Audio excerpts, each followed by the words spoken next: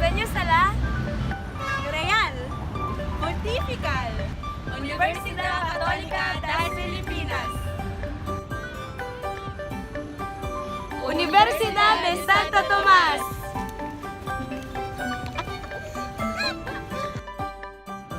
Juan Tomasians, todos saben que la Universidad de Santo Tomás es fundada por un castellano dito Miguel de Benavides, y esta persona también es tercer arzobispo de Manila. La fundación de la universidad ya atribuida más a ser, en estar un defensor de la creación y mantenimiento de la institución. La universidad ya en gran parte influida por España, habiendo títulos otorgados por papas diferentes y un rey. Por ello tenían un nombre completo de la Pontificia y Real Universidad de Santo Tomás de Aquino Universidad Católica de Filipinas. Así es que por qué somos creando este video, somos aquí a mostrar de la universidad en el día presente y a animar a las personas que quieran aragonés venir y visitar la universidad y también podría hacer un poder por estudiar aquí. La Universidad de Santo Tomás ya más vieja universidad en Asia, ya la Universidad Católica más grande en Asia y dio mundo en no más un campus. También, UST posee 3 títulos, la Escuela formalmente Real y Pontificia Universidad de Santo Tomás, la Universidad Católica de las Filipinas.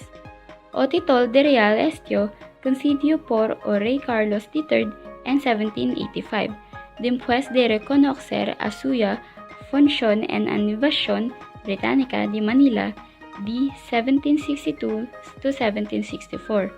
El título de Pontificia provino de Papa León VIII en 1902, siendo la segunda universidad en el mundo en tener tal estatus, como Universidad Pontificia directamente aprobada por la Santa Sede.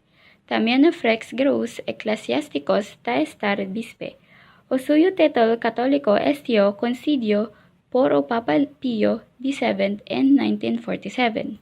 Además, sabes que UST tiene buena cosa de records. En Adviento de 2010, los estudiantes es a cultura para formar el rosario humano más grande que Clamorón que Rosario. Y Guinness recomendó nombrarlo a Cruz Humana más grande fiesta. En marzo de 2011, en el miércoles de ceniza, UST consiguió el registro mundial para formar a Cruz Humana más grande. La Cruz Humana ya era estampada después de los colores de Cruz Dominicana de negros y blanco. El registro ya era anteriormente puesto en Oslo por la Cruz Royal en Noruega. El museo de UST fashion a imagen religiosa más grande de un Cristo crucifijo en el país. Y de siglo XVII fiesta de marfil y puede estar trombado en la sala del Museo de las Imágenes Religiosas de Filipinas. Hola Zagalas, ahora somos aquí en el Arco de Siglos. De 1611, el Arco de Siglos era la entrada original a la Universidad UST de Intramuros, cuando la universidad se trovaba así. Esta pieza se llevó a suyo puesto de ahora en 1936. Y una tradición de los estudiantes caminar a través del arco entre los suyos árboles y antes de graduación. También se dice que si pasas por debajo del arco antes que no rematar el curso, no conseguirás nunca rematarlo. Y soy Zagalas. Hola a todos, ahora ya sabemos que el arco de los siglos. Así es que nos movemos por nuestro edificio principal. El centro de este es el primer feto a prueba de terremotos en toda Filipinas. Muchas personas ahora mismo piensan que hay una belleza acoso de su diseño arquitectónico. Desde Aleves se emplea como kilómetro cero en las distancias o campus en estar o edificio más altero. También dentro de este edificio hay el Museo UST. No puedo creer que siga el museo más viejo en las Filipinas. Biblioteca Miguel de Benavides. El primer libro público impreso en Filipinas es escrito aquí por los dominicanos en 1593. O título del libro y Doctrina Cristiana en Lengua Española y Tagala. Esta biblioteca era realmente a más grande en Asia dica que a Pipilio o suyo centro de aprendizaje Ninoy Aquino como a suya biblioteca. Aquí puedes trobar os libros más raros de todo el país. Así es que esto es el Parque Cuadricentennial, o centro de ubicación en este puesto. Y era un monumento mundial por un arquitecto tomasino, Ramón Ordina. A posición de las figuras son los 4 siglos que la universidad está celebrando. A rosa do 4 mundial representa o legado intemporal de UST.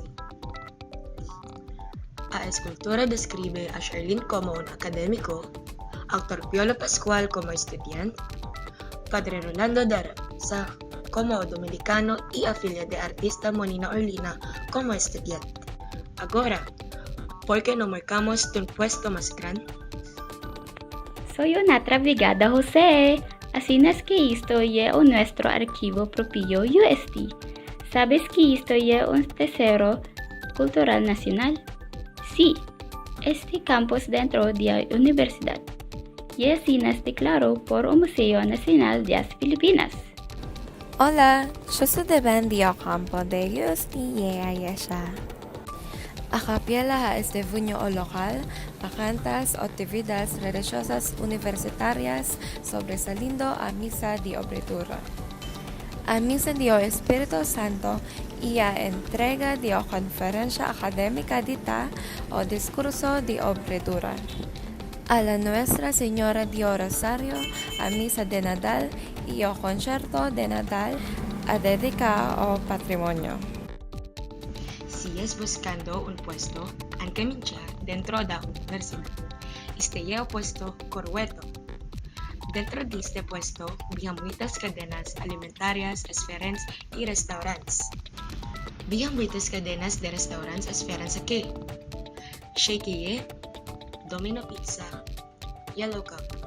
Si quieres minchar barato y filipino, carinderias alrededor de este costado ya respuesta. Venden esferas viroyas filipinas que son tot amor. Y pro que sí, dapitan. Este ya costado an quasi tot ya disponible. De materiales de proyecto a botichegas. Cadenas de restaurantes a exaraman tots. Y pro que guariches de viroya de carrera.